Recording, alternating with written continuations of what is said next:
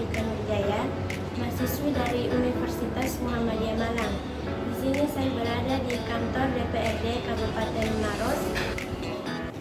Iya.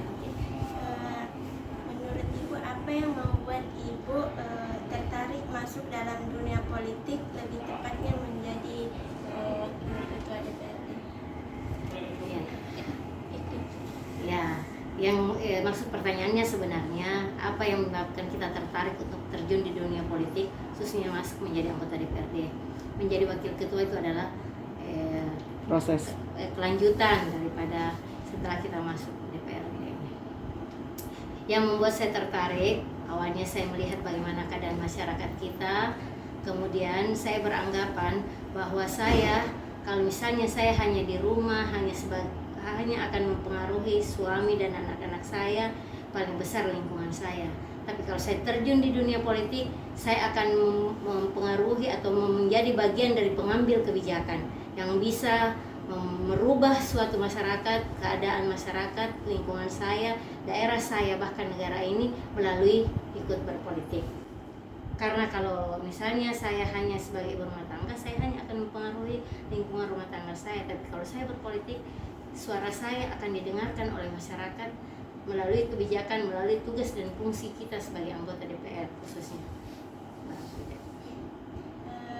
Menurut Ibu, pelaksanaan hukum tata negara di Maros ini semuanya sudah berjalan sesuai ketentuan atau pelaksanaan hukum tata negara masih ada yang perlu diperbaiki? Jelas, saya kira tidak ada pelaksanaan hukum tata negara itu yang sempurna.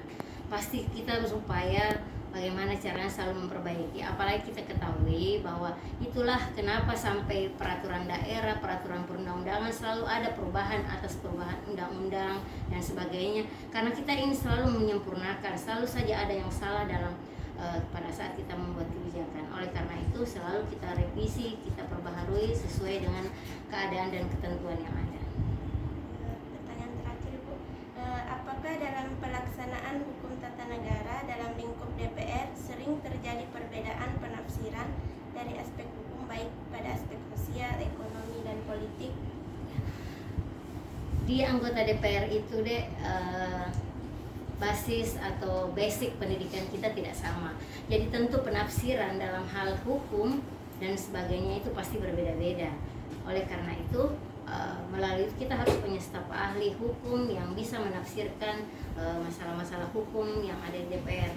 Karena kita sebagai anggota DPR tentu punya penafsiran berbeda-beda.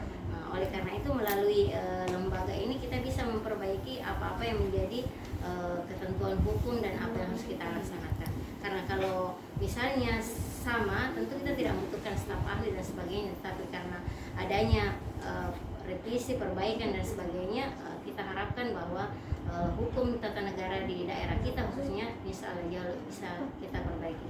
Semakin kita perbaiki ke depan. Baik, terima kasih atas informasi yang telah diberikan dan waktu yang telah diluangkan. Semoga informasi